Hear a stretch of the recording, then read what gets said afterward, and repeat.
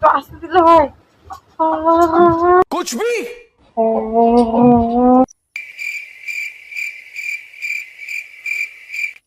ধুর বড় ভিডিওই বানাবো না।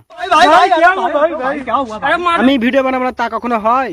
আজ 2-3টা বৌদি নিয়ে আসো, একটু লাড়াচাড়া করবো তবে তো ভিডিও থেকে পালাবো। रहा नहीं जाता तड़प ही ऐसी है ना। যাই হোক, যারা হেডফোন নাওনি তারা হেডফোনটা কানে একটু নিয়ে নাও, হ্যাঁ। আর যারা নিবেন বিয়ে আছো তারা যাও, ভাই যাও। বাড়া এই ছোট ছোট ছেলেগুলো যাতা পাকা চুতিয়া খুব তোমরা। ঠিক আছে দেখো আমার কি, আমার দেখলে আমার ভালো।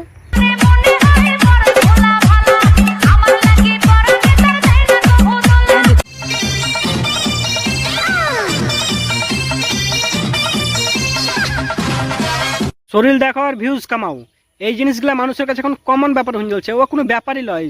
বলেন কি? ছোট ছোট ড্রেস পরে ডান্স করছে, ও মানুষের কাছে কোনো ব্যাপার না। রাস্তাঘাটে ছাপড়ি টাপড়ি যা আছে ডান্স করছে, কোনো ব্যাপারই লয়, কমন ব্যাপার তো। কি আরাম। তাছাড়া এখনকার যে বাঙালি বৌদিগুলো আছে তারা তাদের হাজবেন্ডকে নিয়ে স্বামীদেরকে নিয়ে মানে ভিডিও ঘরের ভিতরে এমন এমন ভিডিও বানাইছে যেগুলা ধরো পানুই বলতে চলে, এক কথায় পানুই ধরে রাখো। बात तो सही है। সেগুলা পানু টিউবে আপলোড না দিয়ে ইউটিউবে আপলোড দিচ্ছে, সোজা কথা। शाबाश बेटा, बहुत बढ़िया। শালা ওদিকে ইটের ভেতরে দাদার কাজ করতে করতে গাঁড় ফেটে গেছে, মাথার ঘাম পা দিয়ে চুঁয়াছে। এদিকে বৌদি খাটের পরে পা দিয়ে নাইটি পরি উঠে চান তুমি আমার লেগে জেগে থাকো।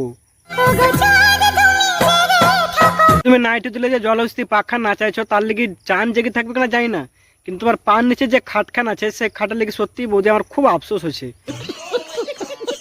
বৌদির তরমুজ কে খাবে বলো? আসলে এতদিন জানতাম যে তরমুজ খেতে চাষ হয়, কিন্তু আজ থেকে জানলাম যে বৌদির দুধে না মানে বৌদির বুকে তরমুজ চাষ হয়।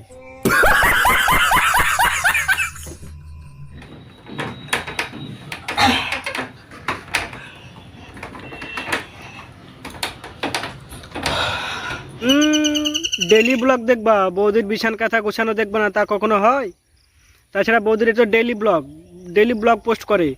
কয়েকদিন পর বৌদি দেখবা যে তার দুধের বাচ্চা দিচ্ছে, মানে বাচ্চাকে দুধ দিচ্ছে। রাত্রেবেলা ঘুমাই আর যুদ্ধ করি একা একাই।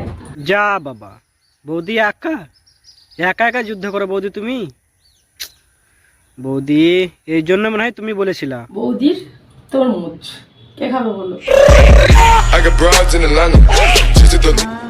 সারা দিন শেষে এইটুকু আরাম আমি তোমাদের দাদার কাছ থেকেই পাই। শালা বৌদি দাদার কাছ থেকে আরাম নিচ্ছে, সেটা নিয়েও ব্লগ। কি আরাম। তবে যাই বলো, বৌদিকে তো দাদার কাছ থেকে যে মজাটা পেয়েছে সেই হিসাবে কিন্তু রিয়াকশনটা কিন্তু সেই হেভি দিছে। কি আরাম। গাইস জীবনটা একদম ধন্য হয়ে যায় জানো তো। দাদার কাছ থেকে আরাম নিলে জীবনটা তো ধন্য হবেই। তাছাড়া দাদা দিনের বেলা এদিকে ইটভাটায় কাজ করছে, রাতের বেলায় তোমাকে এসে ঢেলে দিচ্ছে। দাদার কি অবস্থা হবে একবার ভেবে আছো? ये बहनचोद सारे मिलके हमको पागल बना रहे हैं, मादरचोद के बच्चे। ये क्या बात करता है यार। সারা দিন শেষে এত আরাম, মানে বিছানায় এলে আরাম আর আরাম, এত আরাম মনে হচ্ছে আর কোথাও নেই। তাছাড়া আরাম নিশ্চয় ভালো করছো, কিন্তু তুমি যে মানুষকে লাখ লাখ মানুষকে একটা ক্যামেরা বন্দি করে লাখ লাখ মানুষকে দেখাচ্ছ, এটা কি ছোট লোকের কাজ লয়? बात तो सही है। কি আরাম। তাছাড়া যে তোমার মুখের রিয়াকশনটা আছে, তোমার মুখের রিয়াকশনটা তো মিয়া খলিফা চেয়ে কম লয়। খালি চশমা পরান দিলে তো মিয়া খলিফা তুমি। এটা আমরা জানতাম। এত আরাম, আমি যখন সারাদিন কাজকর্ম করে যখন বিছানায় আসি না। এই বাঙালি বধূগুলা যে এরকম ভিডিও বানাইছে, এরকম ভিডিও পোস্ট করছে, তাদের কি মা বাবার চোখে পড়ে না? না দেখতে পায় না? সবই দেখতে পায়, সবই বুঝতে পারে, কিন্তু একটা জিনিস অডিয়েন্স মাথায় রাখবা যে মায়ের আচরণে তো মেয়ে বড় হয়। ये बड़ी अच्छी बात कही आप। চলো অডিয়েন্স, এই ভিডিও এই পর্যন্ত, আবার দেখা হবে নেক্সট ভিডিওতে কোনো বৌদিকে নিয়ে। তবে একটা কথাই মাথায় রাখবা, আমার খুব অন্তর বড়, যত কটা বৌদি আছে ধরো বুকের তলায় নিয়ে নিয়েছি, ওদের দায়িত্ব নিয়ে নিয়েছি আমি, তাদেরকে শাসন করব, কারণ আমিও হিসাবে একটা ভাতার।